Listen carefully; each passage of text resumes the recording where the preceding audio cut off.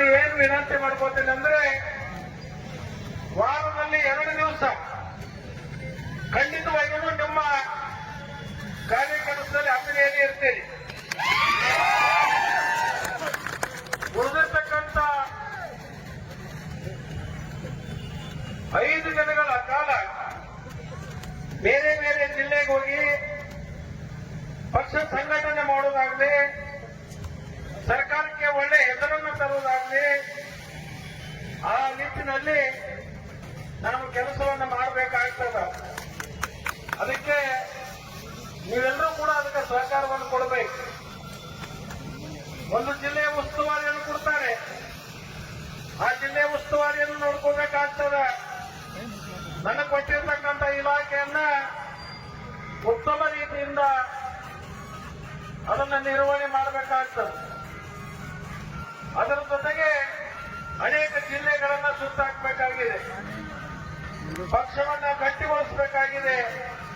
28ಕ್ಕೆ ಮತ್ತೆ ಅಧಿಕಾರಕ್ಕೆ ತರಲಿಕ್ಕೆ ನಾವೆಲ್ಲರೂ ಕೂಡ ಕಟಬದ್ಧವಾಗಿ ಕೆಲಸ ಮಾಡಬೇಕಾಗಿರೋದ್ರಿಂದ ನೀವು ಯಾವುದೇ ಕ್ಷಣದಲ್ಲಿ ನನಗೆ ಫೋನ್ ಮಾಡಿ ತೊಂದರೆ ಆಗಿದ್ರೆ ತಕ್ಷಣಕ್ಕೆ ಅವನು ತಿಳಿಸಿದ್ರೆ ಅದನ್ನ ನಿವಾರಣೆ ಮಾಡುವಂತ ಕೆಲಸವನ್ನು ಕೂಡ ನಾನು ಮಾಡ್ತೀನಿ. ಆದ್ರೆ ಒಂದು ವಿನಂತಿ ಮಾಡ್ತೀನಿ, ಫೋನು ಮಾಡಿದ್ದಕ್ಕೆ ಅರ್ಥ ಇರಬೇಕು. ಕೆಲಸ ಕಾರ್ಯಗಳಿದ್ದಂತ ಸಂದರ್ಭದಲ್ಲಿ, ತೊಂದರೆ ಆದಂತ ಸಂದರ್ಭದಲ್ಲಿ, ಯಾಕಂದ್ರೆ ನನ್ನ ಫೋನ್ ನಂಬರ್ ಇಡೀ ರಾಜ್ಯಕ್ಕೆ ಗೊತ್ತಾಗ್ಬಿಟ್ಟಿದೆ. ಅದಕ್ಕೆ ನಾನು ಕ್ಷೇತ್ರದ ಎಲ್ಲ ಕಾರ್ಯಕರ್ತರಿಗೆ, ಹಿರಿಯರಿಗೆ, ನಾನು ಎಲ್ಲ ಮಿತ್ರರಿಗೆ ಇಷ್ಟ ಕೇಳ್ಕೊತೀನಿ, ತೊಂದರೆ ಇದ್ದಾಗ, ಸಮಸ್ಯೆಗಳ ಉದ್ಭವ ಆದಾಗ ನೀವು ಫೋನ್ ಮಾಡಿದ್ರೆ ಅದಕ್ಕೆ ನಾನು ಉತ್ತರ ಕೊಟ್ಟು ಅದನ್ನು ಸರಿ ಮಾಡುವಂತ ಕೆಲಸ ಮಾಡ್ತೇನೆ. ಸೌಕರ್ಯ ಊಟ ಮಾಡಿದನ್ನ ಯಾವಾಗ ಐತಿ, ಏನು ಹೇಳ್ತೀವಿ, ಯಾವಾಗ ಬರ್ತೀವಿ, ಇಂಥದ್ದು ಅನಾವಶ್ಯಕವಾಗಿ ಚರ್ಚೆ ಮಾಡೋದು ಬೇಡ. ಯಾಕಂತಂದ್ರೆ ರಾಜ್ಯದಲ್ಲಿ ಅನೇಕ ಜನ ಫೋನ್ ಮಾಡತಕ್ಕಂಥ ಸಂದರ್ಭ ಇರ್ತದೆ. ಅದಕ್ಕೆ ನನ್ನ ಕ್ಷೇತ್ರದ ಜನರಿಗೆ, ನನ್ನ ಕಾರ್ಯಕರ್ತರಿಗೆ, ನನ್ನ ಹಿರಿಯರಿಗೆ, ನನ್ನ ಆತ್ಮೀಯರಿಗೆ, ನನ್ನ ಹಿತೈಷಿಗಳಿಗೆ ನಿಮಗೆ ಯಾವುದೇ ಕಷ್ಟ ಕಾರ್ಪಣ್ಯಗಳು ಬಂದ್ರೆ ಮಧ್ಯರಾತ್ರಿ ಇದ್ರೂ ಕೂಡ ನಿಮ್ಮ ಕಷ್ಟ ಕಾರ್ಪಣ್ಯಕ್ಕೆ ನಾನು ಸ್ಪಂದಿಸ್ತೀನಿ ಅಂತಕ್ಕಂಥ ಮಾತನ್ನ ಈ ಸಂದರ್ಭದಲ್ಲಿ ನಾನು ಹೇಳಿಕ್ ಬಯಸ್ತೀನಿ.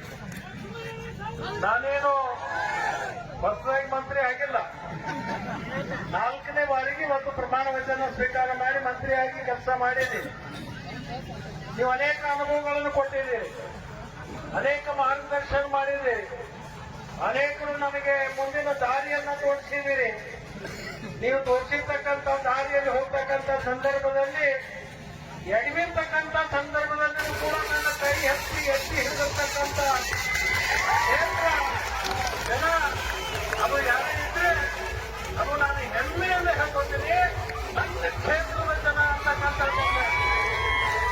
ಬಹುತೇಕ ಇಲ್ಲಿವರೆಗೆ ಮಾಡಿರ್ತಕ್ಕಂಥ ನಿಮ್ಮ ರೋಡ್ ಭಾಗ ಬಹುತೇಕ ನನ್ನ ಜೀವನ ಉದ್ದಕ್ಕೂ ಕೂಡ ಹಗಲು ರಾತ್ರಿ ದುಡಿದರೂ ಕೂಡ ಅದನ್ನು ತೀರಿಸಲಿಕ್ಕೆ ಆಗೋದಿಲ್ಲ. ಆದ್ರೆ ಹಗಲು ರಾತ್ರಿ ದುಡಿಯೋದ್ರ ಮುಖಾಂತರ ಈ ವರ್ಷಿರ್ತಕ್ಕಂಥ ಋಣದ ಭಾರವನ್ನ ನಾನು ಸ್ವಲ್ಪ ಆದ್ರೂ ಕಡಿಮೆ ಮಾಡ್ಕೊತೀನಿ ಅಂತಕ್ಕಂಥ ಮಾತನ್ನ ಈ ಸಂದರ್ಭದಲ್ಲಿ ನಾನು ಹೇಳಿ, ನಿಮ್ಮ ಧೈರ್ಯದಿಂದ, ನಿಮ್ಮೆಲ್ಲರ ಆಶೀರ್ವಾದದಿಂದ ನಾನು ಅನ್ಕೊಂಡಿದ್ದೀನಿ. ಕಳೆದ ಸಾರ್ವತ್ರಿಕ ಚುನಾವಣೆಯಲ್ಲಿ ಬಹುತೇಕ ಅಂತಾರಾಷ್ಟ್ರೀಯ ಮಟ್ಟದಲ್ಲಿ ಚರ್ಚೆ ಆಯಿತು.